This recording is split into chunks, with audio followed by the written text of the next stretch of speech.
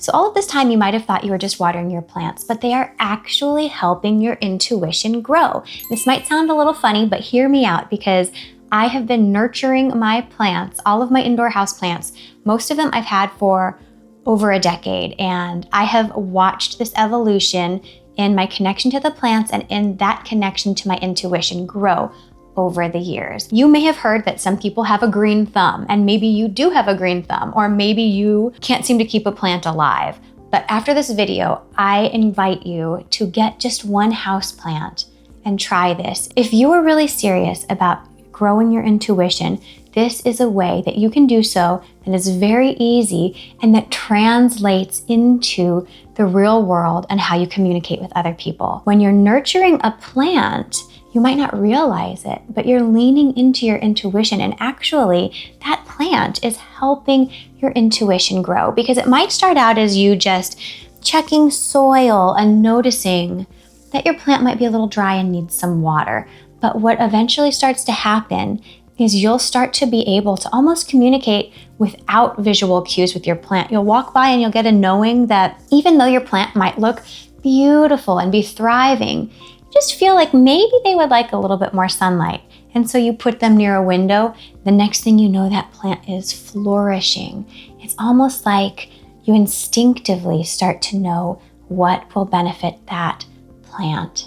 Sure, even if you just are watering your plants and going day to day, just doing normal, tending to your chore type activities, there's a million benefits to having plants in your house, but that is not what this is about. This is about you feeling that intuitive connection to nurturing these plants, and then taking that connection and realizing that that intuitive connection is actually broadening for you in your day-to-day life.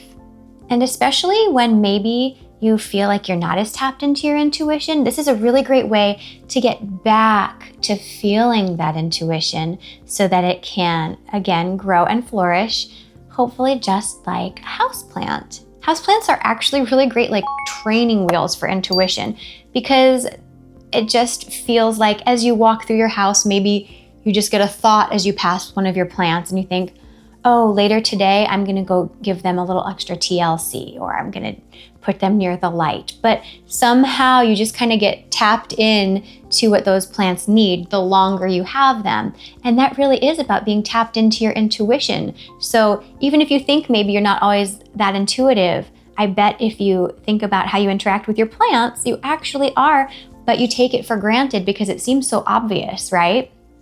And that's how a lot of things work with intuition. Is it might seem a little bit too obvious at times, but that just means you're doing it right. If you are on a journey of, broadening your intuition, this is a really great exercise, and it's something you can do every single day. It's something that you almost kind of create this ongoing dynamic, because I would imagine that within the first week of you bringing in a new plant into the house, you would start to see that you would get more in sync with the needs of the plant.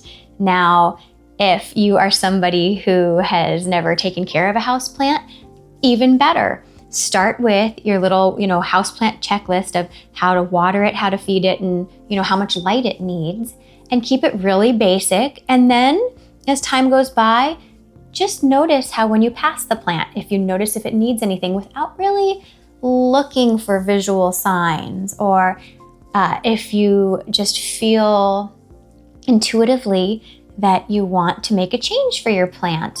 I have a feeling that if you just give it a week, you'll start to see signs like this, and it'll also be a really great exercise for you for tapping into your intuition and broadening your psychic awareness. Plus, you'll have more plants in the house, and that's always a good thing. Also, I'm one of those people who names their plants.